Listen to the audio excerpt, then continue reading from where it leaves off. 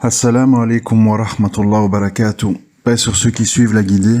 Paix et bénédiction sur le prophète sallallahu alayhi wa sallam, sur ses compagnons, ses amis, sa famille, ainsi que sur tous ceux qui le suivront de bonne foi jusqu'au jour du jugement. Certains se posent la question, pourquoi autant d'audio, etc., etc. Bon, j'ai déjà répondu en partie. Mais il y a une autre raison, c'est que je sais que beaucoup d'entre vous sont isolés, même s'ils ne sont pas seuls physiquement, ils sont isolés dans leur famille, ils sont isolés dans leur couple, ou ils sont isolés tout court.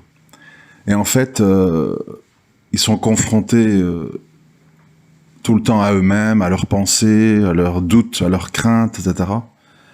Et quelque part, ces audios, c'est une façon, à moi, comme je peux, de dire, vous n'êtes pas seul, je vous accompagne, j'essaye d'être présent dans vos vies, même si techniquement, puisque nous sommes bloqués dans nos natures organiques, je ne peux pas être présent physiquement, je peux l'être virtuellement.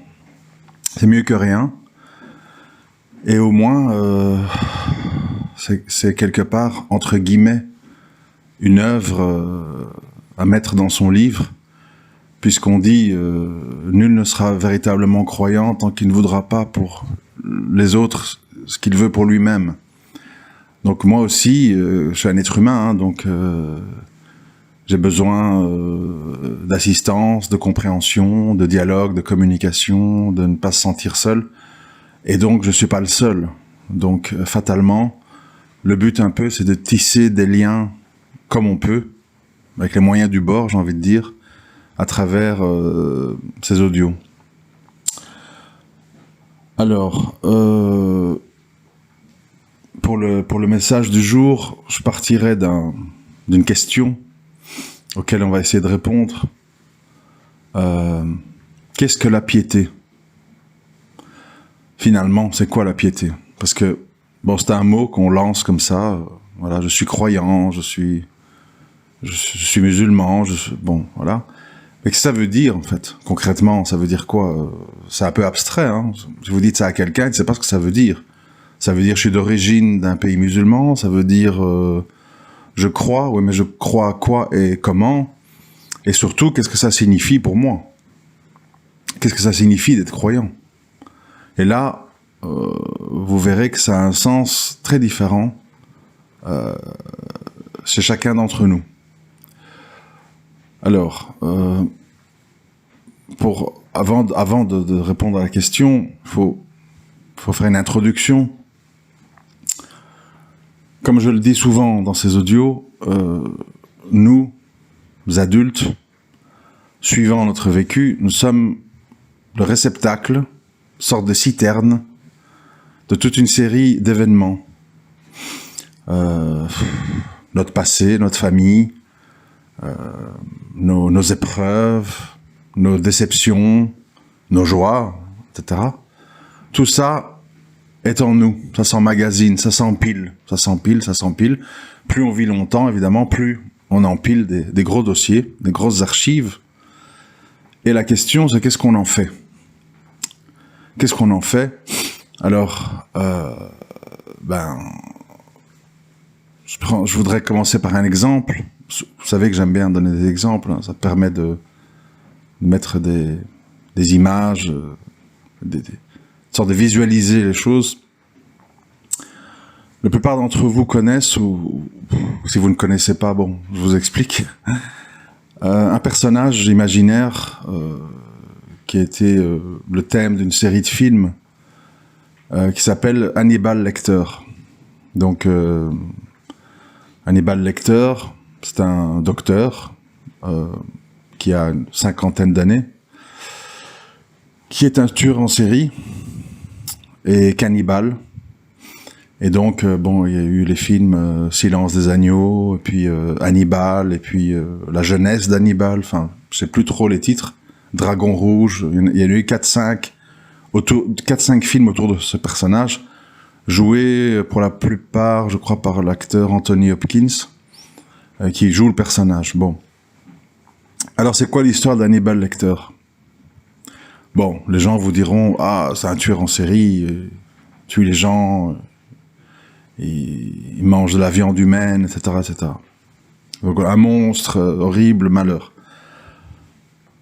En fait, derrière tout monstre, et c'est la même chose si vous étudiez l'enfance de Hitler, et la plupart des gens qui ont fait des horreurs, hein, Mao, compagnie, quoi.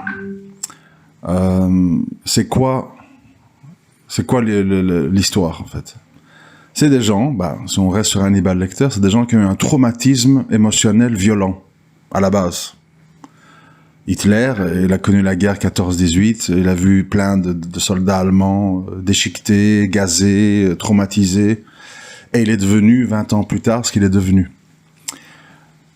Hannibal Lecter, dans l'histoire, quand on connaît, en fait, c'est un adolescent qui est en fuite pendant la guerre avec sa petite sœur. Il se cache et il essaye de s'occuper de sa petite sœur, de la protéger, lui trouver à manger, etc. Puis à un moment donné, ils sont trouvés par des soldats russes, je crois, dans l'histoire. Hein. Et les soldats russes, voilà, ils ont faim, la famine, il fait froid. Et ils en viennent à cuire et puis manger sa sœur devant lui. Donc trauma fou, en fait. C'est-à-dire, sa sœur, elle est mangée par des soldats russes, etc., etc. Et de là, il grandit avec ça, en fait.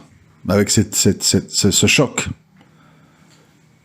Et ce choc, pourquoi je prends cet exemple un peu extrême? Parce que on n'est pas tous, heureusement, de Hannibal Lecter, cannibale. Ce choc va donner naissance, en fait, à un monstre. Un monstre, la plupart des monstres sont le fruit d'un trauma. Alors, ça veut dire quoi? C'est quoi la leçon à en tirer? C'est-à-dire, si tu ne résous pas ton trauma, si tu le rationalises pas, si tu ne le cantonnes pas à une expérience de vie bien déterminée, c'était la guerre, il y avait la famine, il n'y avait pas à manger, les soldats russes, ces 4 gars-là ont fait ça, eux ont fait ça, c'est pas tout le monde, etc., etc. Tu en veux à la terre entière, en fait. Hannibal Lecter est un intellectuel très cultivé, donc évidemment, il a un côté fascinant, parce que c'est ça le problème des monstres, c'est qu'ils fascinent. Si vous voyez la plupart des dictateurs, des tyrans, etc., les gens sont fascinés. Ils sont fascinés parce qu'ils sont particuliers, parce qu'ils ont cette espèce de flamme, cette espèce de rage en eux. Si vous observez les discours d'Hitler, il hurle, il exhorte, les gens sont ébahis, puis il lève le bras, « Ah, Führer, machin, ah, Hitler ». Les gens sont fascinés par, en fait, cette rage extrême, ce désir de vengeance extrême. On a pu le voir plus récemment avec Daesh en Syrie. Le Bakia, truc, et les mécréants, on vous attend, bombardez-nous, on ne craint qu'Allah. Il y a un côté fascinant. Faut dire ce qui est, en fait. Tu vois des gens hors du commun qui s'expriment d'une façon extrême. Et donc, il y a un côté bouleversant. Parce que l'âme humaine, on est comme ça, on est émotionnel. Si quelqu'un vous parle doucement pendant 2 heures, vous donne un cours de religion islamique, c'est peut-être intéressant, mais c'est pas, vous voyez, c'est un peu endormissant, faut être motivé, quoi. Donc, nous sommes sensibles aux réactions extrêmes, aux réactions émotionnelles, et ces gens utilisent cette sensibilité des foules pour soit s'approcher de vous, soit vous fasciner, soit vous faire rejoindre leur secte, etc., etc. C'est toujours la même méthode, en fait, mais qui prend différents visages. Donc, il y a 2 choses à dire là-dessus. D'abord, la personne victime de trauma, elle a tendance à penser qu'elle est seule au monde. C'est-à-dire, je suis le seul, ou je suis la seule à avoir vécu un trauma.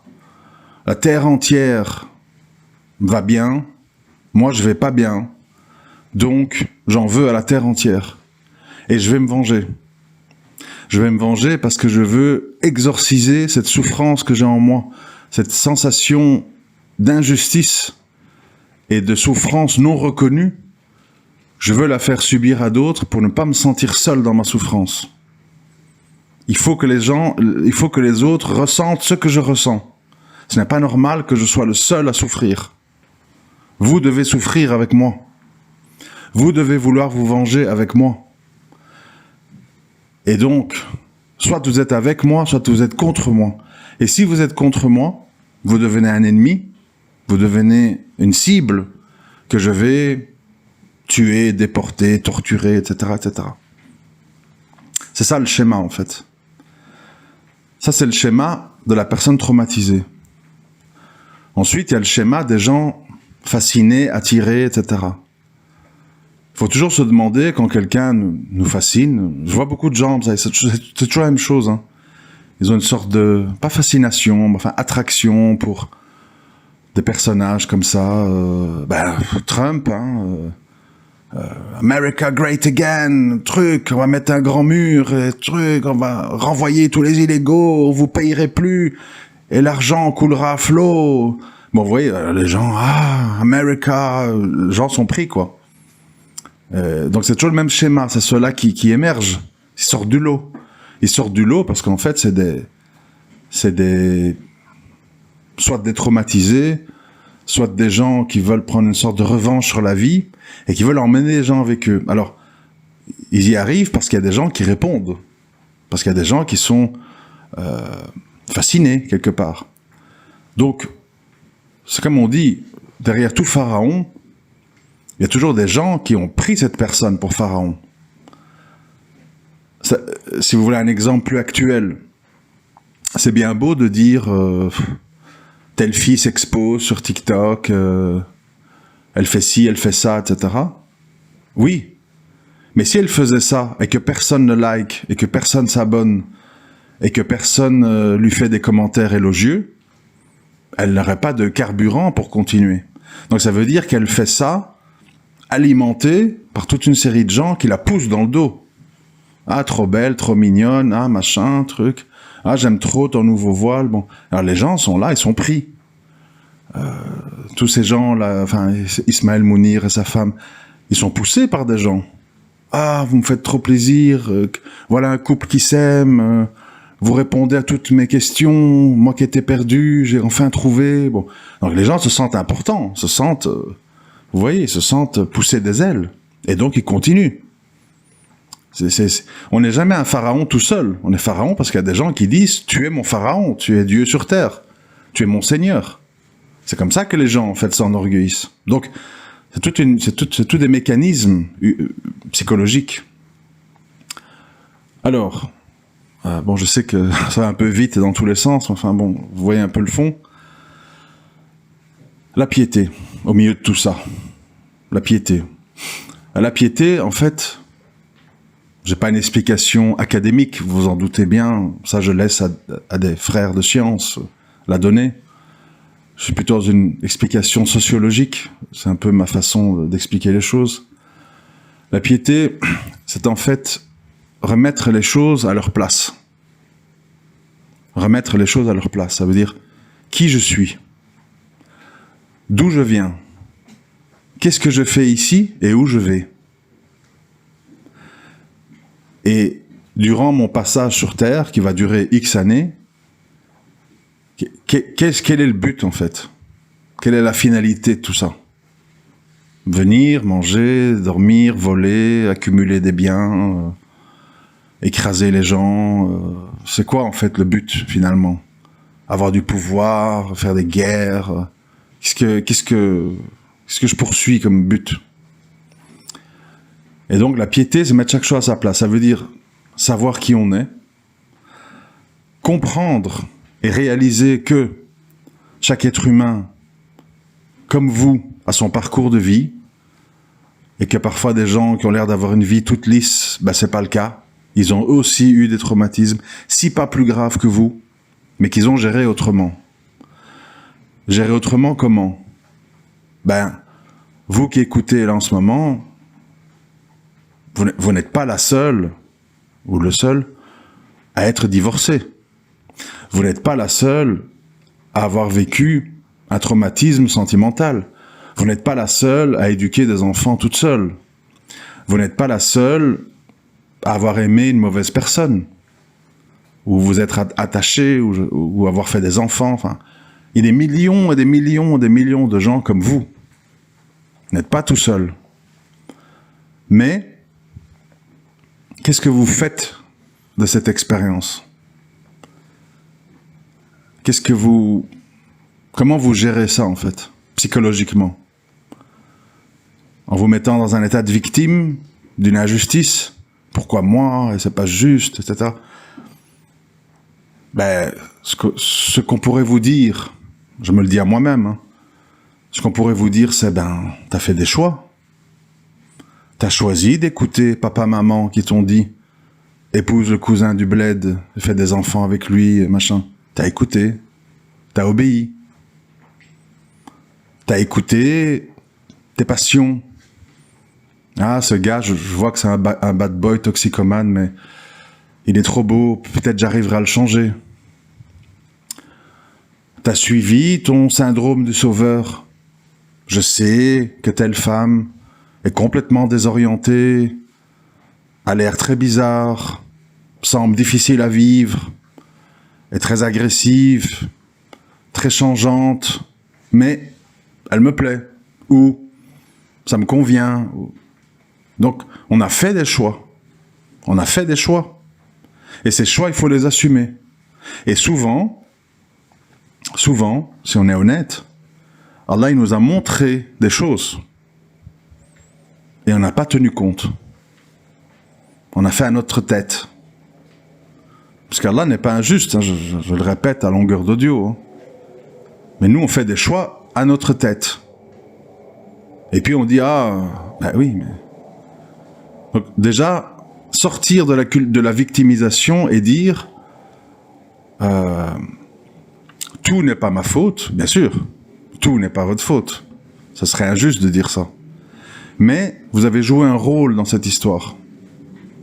Récemment, je crois que c'est une sœur, je ne sais plus trop où, je crois dans un message privé sur Twitter, qui m'avait expliqué sa situation. J'écoutais ses audios, quoi. Et elle dit, bon, c'est vrai que j'ai épousé cet homme lors d'un moment de baisse de foi. Et j'ai pas choisi cet homme pour la religion. Je dois avouer. Ah ouais, mais bon. Qu'est-ce que vous voulez qu'on dise derrière? Fatalement, la source, elle est là. Voilà. Après, on réalise, on change, c'est bien. Mais l'équation de départ est une équation insoluble. Comment attendre d'une personne, on va dire non religieuse pour simplifier, des choses que parfois même des religieux ne savent pas faire? Être juste, être calme, bon, etc. Il faut accepter l'erreur, il faut accepter l'échec. Et il faut, comme tout le monde, hein, j'ai envie de dire, de nouveau, vous n'êtes pas la seule à avoir fait un mauvais choix basé sur des passions, parce que vous étiez à cette époque-là, parce que vous êtes aujourd'hui, et à dire qu'est-ce que je fais? J'ai un petit garçon, qu'est-ce que je fais? Il y a des millions de gens dans ce cas. Et t'as pire, t'as des millions de femmes qui sont enceintes et qui ont un enfant, elles ne savent même pas où est le père. Elles ne savent même pas qui est le père. Une soirée, je ne sais pas ce que j'ai fait, j'ai pris de la MDMA, j'ai couché avec tout le monde. Je ne sais pas, voilà. Donc, et les gens sont dans des histoires, pas des gens mauvais, hein, des gens perdus, des gens toxicomanes, des gens sous l'effet de l'alcool, les gens se retrouvent dans des situations terribles, terribles, terribles. Parfois beaucoup plus graves que les vôtres. Donc la question, c'est, une fois qu'on comprend, une fois qu'on réalise, qu'est-ce qu'on fait? Soit on est empêtré là-dedans et on se plaint tous les jours, et on s'adresse à tout le monde, qu'est-ce que je fais? Qu'est-ce que je fais? Qu'est-ce que je fais? Qu'est-ce que je fais? C'est ta vie, c'est pas ma vie.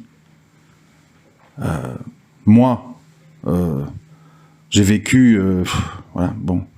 8 ans, une relation ultra toxique, mais c'est moi qui ai choisi que ça dure 8 ans.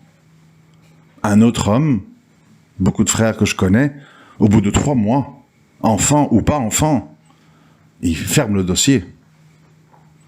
Donc, je peux pas dire, oh là là, j'ai souffert 8 ans, ce truc, pourquoi? Ben pourquoi? Parce que t'as patienté, t'as enduré, à tort. Vu que tu voyais bien que c'était infructueux. Vu que t'avais des signes, des red flags énormes. Donc, évidemment, 8 ans veut dire des enfants, veut dire une aggravation de la situation. Parce que 8 ans, c'est pas comme 3 mois. Donc, la question, c'est de toujours se dire, j'ai joué un rôle là-dedans, il y a des conséquences aujourd'hui, soit je continue à subir, et je finis fou, suicidé, violent, ou ben, je fais confiance à mon créateur, je me réforme et je cherche une sortie en implorant la guidance d'Allah. Dans la vie, vous savez, il n'y a pas 10 000 solutions en fait. Et c'est comme ça pour tous les sujets. Soit tu encaisses, tu subis, et ça peut se terminer mal. Soit tu ne veux plus subir, parce que tu estimes, à tort ou à raison, que c'est une situation sans issue, et alors tu traces ta route sans te retourner. Vous savez, il y a en français, on dit, enfin, en français, comment on dit, expression comme ça, populaire. Comment ça s'appelle encore? Une de perdue, 10 de retrouvée. Ou... Enfin, c'est ça le sens, en fait. C'est-à-dire, les gens, on a tendance à croire, en dehors de cette femme, en dehors de cet homme, tout va être décevant, tout va être mauvais, tout va être compliqué, je n'y arriverai pas. Donc, je m'accroche à ça. Ben, vous savez, de nouveau, parfois dans la vie, on n'a même pas le choix. Parfois c'est pire. Parfois, vous êtes avec un homme, mais tout est beau, tout est bien. C'est un bon père, machin, on se comprend, intimité, pas du tout de divorce ou de malentendu entre vous. Et puis votre mari, un accident de la route, il est mort. Il a un cancer foudroyant, il est mort. Et alors quoi?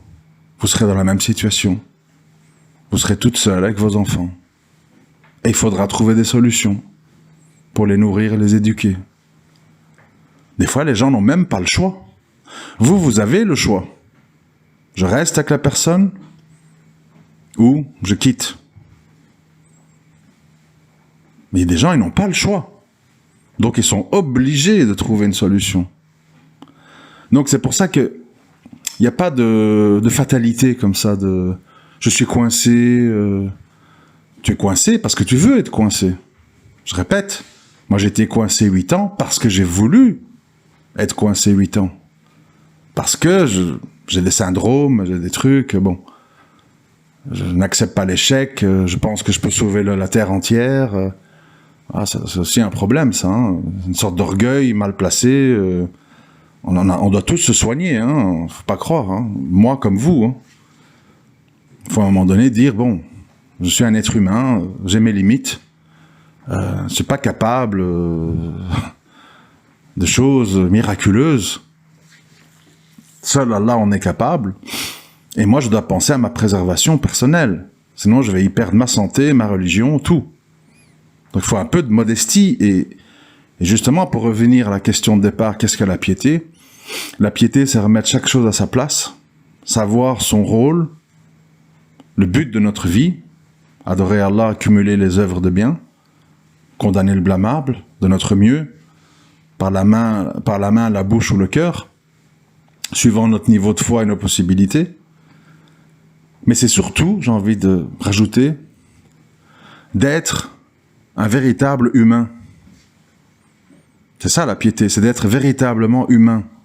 C'est ce à quoi nous appelle plein d'histoires, plein de hadiths, plein d'exemples dans la vie du prophète sallallahu alayhi wa sallam, soit humain, un vrai humain. Quand cette femme vient trouver le prophète sallallahu alayhi wa sallam, elle lui dit « Tu dois appliquer sur moi la peine, j'ai forniqué, etc. » Ça le dérange d'entendre ça. Il n'exulte pas « Ah, une pécheresse, allez les gars, tous des pierres, on y va !» C'est pas ça, hein. Ça, c'est nous, les hominidés, qui pensons être des grands religieux. Bon. Lui, ça lui dérange d'entendre ça. Il la repousse. Elle revient, elle insiste. 1 fois, 2 fois, 3 fois. À la fin, il lui dit, écoute, allaite l'enfant, fruit de cette relation, et quand il sera sevré, on verra. Lui veut gagner du temps, bon. Et après qu'elle a sevré, elle est revenue. Elle a redit, je dois avoir la peine, etc. Et là, le prophète, sallallahu alayhi wa sallam, il a compris. Il a compris que c'était une épreuve pour lui, pour dire, est-ce que tu vas appliquer la sentence divine, même si ça répugne à ton âme? Et ils ont appliqué la sentence divine, lapidation. Et il a dit aux gens, surtout ne parlez pas sur cette femme, parce que par son acte, elle a prouvé un très haut niveau de foi. Vous vous rendez compte à quel genre d'être humain on a affaire? On est très loin des gens qui exultent quand ils trouvent un gars qui a une cigarette et qui commence à le fouetter, et je sais pas quoi, l'humilier devant tout le monde, je ne sais pas. Bon, on est dans autre chose, hein. On est dans une autre dimension. Quand Aïcha faisait des crises de jalousie, jetait les assiettes par terre, qu'est-ce qu'il a avec cette vieille aux gencives rouges, en parlant de Khadija? Quand elle le poursuivait la nuit, parce qu'elle pensait qu'il sortait pas pour faire ses besoins, mais pour rejoindre une autre femme. Comment il réagissait, le prophète, sallallahu alayhi wa sallam? Il souriait. Il voyait un comportement enfantin. Il dit, ah, la mère des croyantes est jalouse. Bah ouais. Comme un enfant.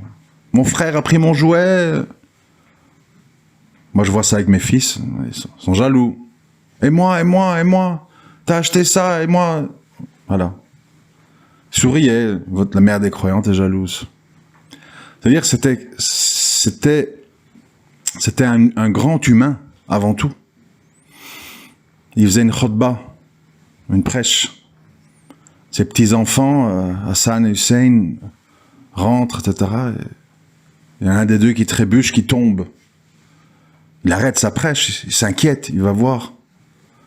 Donc très humain, pas du tout un robot mécanique, halal, haram, tu peux pas, etc.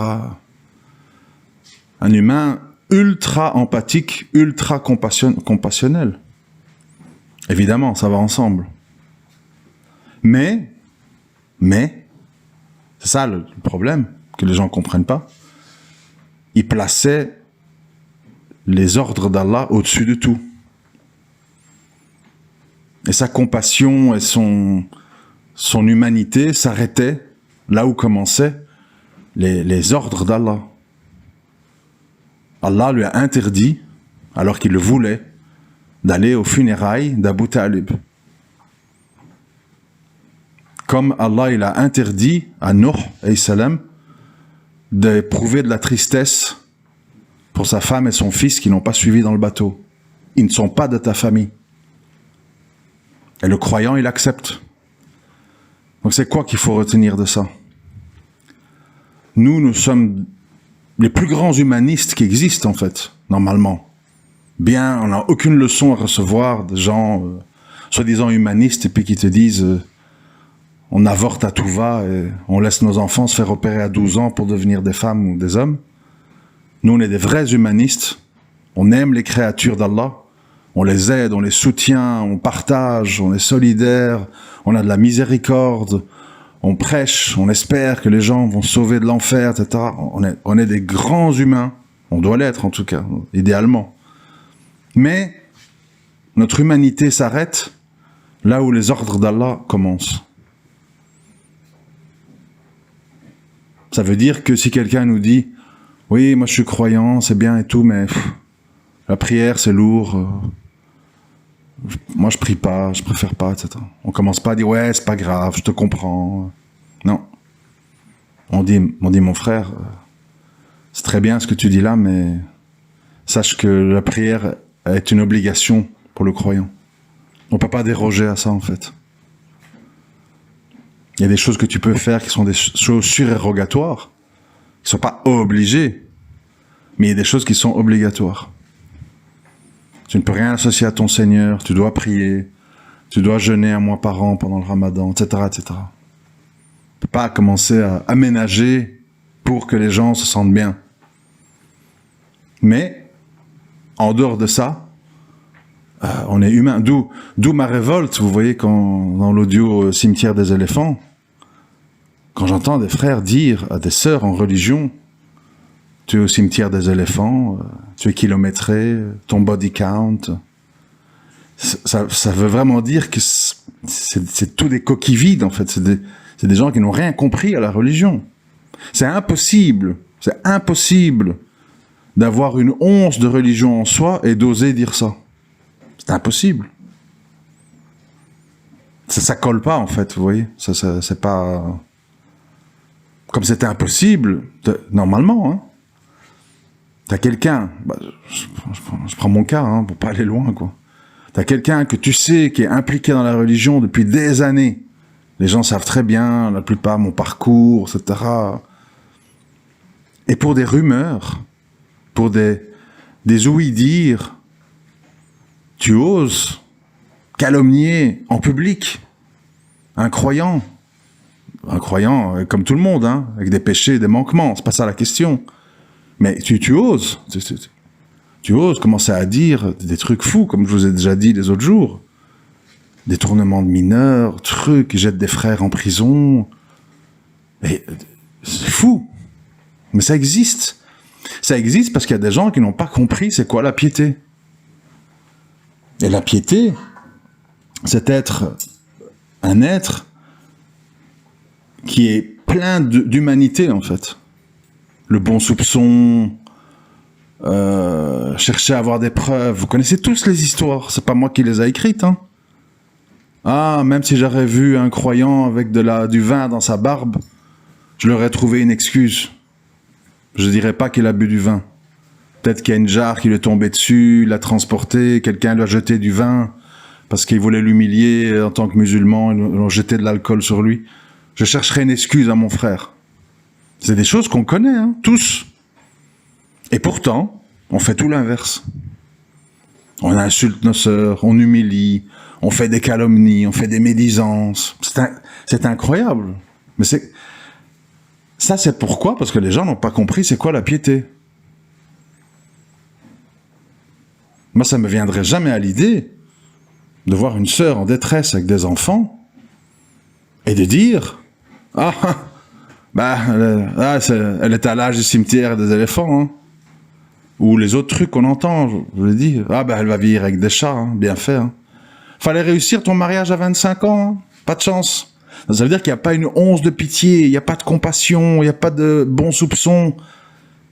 Il n'y a pas de piété, en fait. Reste la technique. J'ai ma barbe, je prie à l'heure, je mets djellaba, voilà. Et les gens croient que tout va bien, en fait. C'est inouï, vous voyez. Et c'est à cause de gens comme ça. C'est ça l'effet pervers. C'est à cause des faux croyants, sans piété, qui ont l'air d'être, mais qui sont durs, qui n'embrassent pas leurs enfants, qui frappent leurs femmes, qui sont tout le temps de mauvaise humeur, hein, mais parce qu'ils sont avec l'image du musulman, la barbe, le truc, je vais à la mosquée, etc., mais que les gens, à un moment donné, quand ils entendent les gens tout mielleux qui arrivent, Tariq Ramadan, Ismaël Mounir, machin, ils disent « Ah, enfin un peu d'humanité, ouf ah, voilà. » Et boum, ils absorbent la dawa du gars.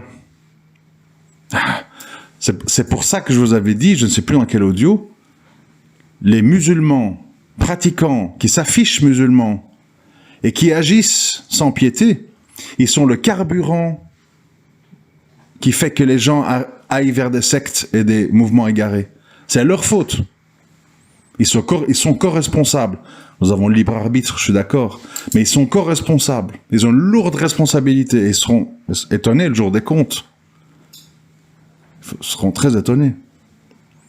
Ce que je dis là, c'est des choses ultra évidentes à comprendre. Faut pas, je répète souvent, faut pas avoir passé 40 ans à Médine pour comprendre ce que je viens de dire. C'est des choses basiques, basicus. Ah ben, vous pouvez déjà y aller, hein. Il y a du travail. Hein. Vous avez déjà entendu des sœurs entre elles, parfois. Vous avez déjà entendu comment se parle une ex-femme musulmane avec la nouvelle femme? Des choses qu'on n'entend même pas chez les mécréants. Fou. Vous avez déjà vu ce que certaines musulmanes font à leur mari après un divorce? Avec l'aide d'avocats et de machins. C'est incroyable, mais vrai. Pourquoi? Parce qu'il n'y a pas de piété. Il n'y a pas de piété. Alors il y en a, bon, c'est des gens comme moi. Il faut faire attention aussi, parce qu'il ne faut pas être dans les excès. Moi, je suis excessif, malheureusement. Je suis excessif, c'est-à-dire que même qu'on me fait des choses abominables, si je me laisse aller, si je me raisonne pas, hein, si je reviens pas à la raison, je donne trop d'excuses, je pardonne tout le monde, je comprends tout le monde. Moi, j'arrive pas en fait. J'arrive pas à haïr, j'arrive pas longtemps quoi. C'est compliqué, mais parfois il faut. C'est ça le problème. Parfois il faut pour se sauver, parce que sinon les gens te font couler avec eux en fait. Parce que les autres sont pas comme ça. Toi t'es comme ça, mais eux sont pas comme ça. Et ils vont détecter ça en toi et ils vont te faire couler avec eux. Donc moi en fait je dois me freiner. Moi c'est mon problème, je dois faire l'inverse en fait. Je dois me freiner. Je veux aider tout le monde. À la fin je suis complètement débordé. Voilà. Ça c'est un autre problème. Bon après je sais même pas si c'est bien, parce que peut-être c'est un syndrome, hein, donc c'est peut-être même pas quelque chose qui a de la valeur chez Allah, mais bon. Mais la plupart des gens ont le problème inverse, en fait. Ils veulent manipuler, ils veulent mentir, ils veulent détruire, dans le mauvais soupçon, etc., etc. Donc la piété, en fait, c'est ça. C'est être un humain avec un grand H, avec sa femme, avec son mari, avec ses enfants, avec ses voisins, avec ton ennemi même, avec ton ennemi. Ça, c'est le plus dur, évidemment. Aller dire à des musulmans de Gaza d'avoir de la pitié, de la compassion pour les juifs, c'est pas facile. Hein. C'est pas facile. Ce serait très dur dans la guerre de rester juste, j'imagine. Je n'ai pas connu la guerre, mais j'imagine. C'est une grande épreuve en fait. Parce que rappelez-vous de nouveau les histoires. Ce mécréant qui agonisait, qui pour sauver sa peau dit la shahada, et qui a été tué par un compagnon. Le prophète sallam a désapprouvé. Hein. C'est très dur d'être juste dans la guerre, parce qu'on est submergé d'émotions, vengeance, truc, machin. Et donc la piété, c'est ça en fait. C'est tout le temps faire passer Allah avant soi, pour devenir un véritable humain, et mettre chaque chose à sa place. Comprendre que on est dans un chaos harmonique, c'est-à-dire que tout paraît chaotique, mais tout en fait a une raison d'être. Bon, après je me doute bien que c'est une explication un peu non académique, mais enfin bon, certains d'entre vous vont comprendre en fait où je veux en venir hein, quand je dis tout ça. Donc voilà, on est passé de Hannibal Lecter au prophète sallam. Bon, moi-même je sais pas où je vais quand je parle d'un sujet, mais bon voilà, chaque fois un petit voyage qu'on fait ensemble. J'espère que ça vous aide à vous sentir moins seul, que ça vous inspire des choses, ça vous aide à mieux comprendre les autres et à mieux vous comprendre et à vous changer en fait pour avoir une suite de vie et de foi qui prennent une meilleure direction, Inch'Allah. C'est ce que je vous souhaite en tout cas, ce que je me souhaite à moi-même. Je souhaite même à mes pires ennemis, à ceux qui m'ont fait les pires choses. Si vous pouvez vous repentir et corriger le tir, c'est un bien pour vous. Moi, je n'ai rien à gagner à vous voir en enfer. Honnêtement, quand on sait c'est quoi l'enfer, pour ceux qui ont lu les descriptions, je voudrais pas avoir personne là-dedans, en fait. Malheureusement, ça sera pas le cas, mais c'est pas moi qui décide. Hein. Et mais honnêtement, tant qu'on est en vie, il est toujours temps, en fait, de se réformer. Et moi, personnellement, je le dis, moi, je n'en veux à personne. Oui, on m'a fait du mal, c'est vrai. Mais je ne suis pas là occupé sur mon tapis de prière. Ya Allah, tue un tel. Ya Allah, venge-moi. Ya Allah, humilie telle personne. Bah, non, je le fais pas. Je dis la vérité. Hein. Je le fais pas. Je demande plutôt à Allah qui me guide, qui m'aide à être quelqu'un de sincère, à essayer de faire du bien et à effacer mes péchés, mes manquements, qui sont nombreux, hein, malheureusement. On aimerait bien être parfait, mais bon, c'est très difficile. Parce que voilà, chacun nos limites, chacun nos défauts. C'est pas facile. Ni pour vous, ni pour moi. À très bientôt, Inch'Allah. Assalamu alaikum wa rahmatullahi wa barakatuh.